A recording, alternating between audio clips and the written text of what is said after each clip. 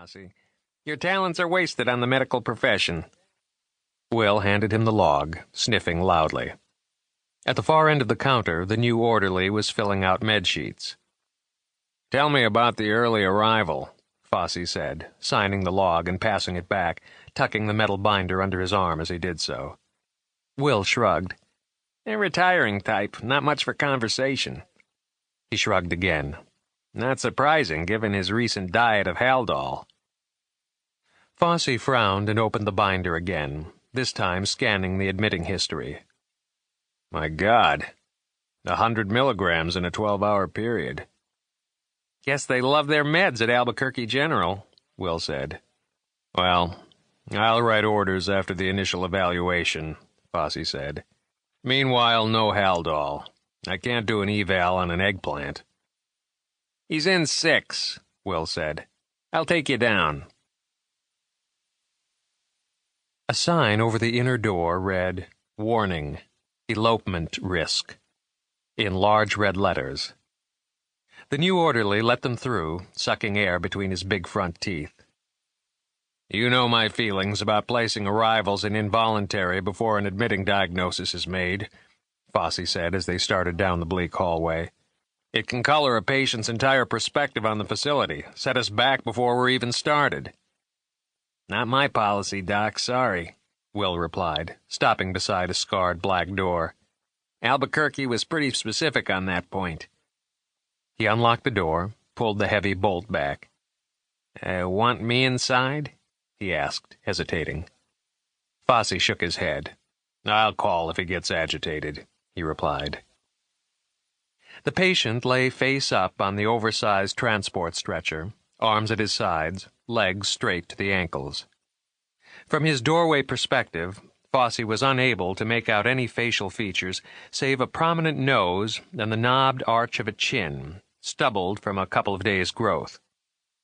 The doctor closed the door quietly and stepped forward, never quite used to the way the floor padding rose obligingly around his shoes. He kept his eyes on the prone figure.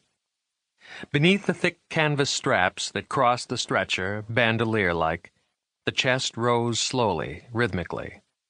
At the end, another strap stretched tightly across the leather ankle cuffs. Fossey braced himself, cleared his throat, waited for a reaction. He took a step forward, then another, mentally calculating. 14 hours since the release from Albuquerque General. Couldn't be the Haldol keeping him quiet. He cleared his throat again. "Good morning, Mr.—" he began, then looked down at his binder, searching for the name. "Dr. Franklin Burt," came the quiet voice from the stretcher. "Forgive me for not rising to shake your hand, but as you can see—" The sentence was left incomplete. Fossey, startled, moved up to look at the patient's face. Dr. Franklin Burt. He knew that name. He glanced down at the chart again, flipping the top page. There it was.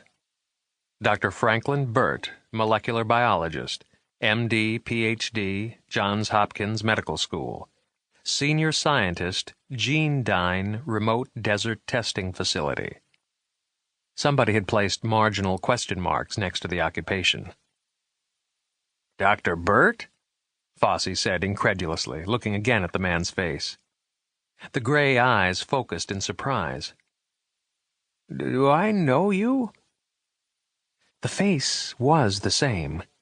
A bit older, of course, more tanned than he remembered it, but still remarkably free of the gradual accretion of cares and worries that gravitate to the fronts of foreheads, the corners of eyes. There was a gauze bandage on one temple, and the eyes were badly bloodshot. Fossey was shaken. He'd heard this man lecture. In a way, the course of his own career had been shaped by admiration for this charismatic, witty professor. How could he possibly be here, in 4-point leather restraint, surrounded by mattressed walls? "It's Lloyd Fossey, Doctor," Fossey said. "I heard you speak at Yale Med School. We spoke for a while afterwards about synthetic hormones." Fossey found his mind reaching out to the man on the stretcher, willing Burt to remember. A moment passed.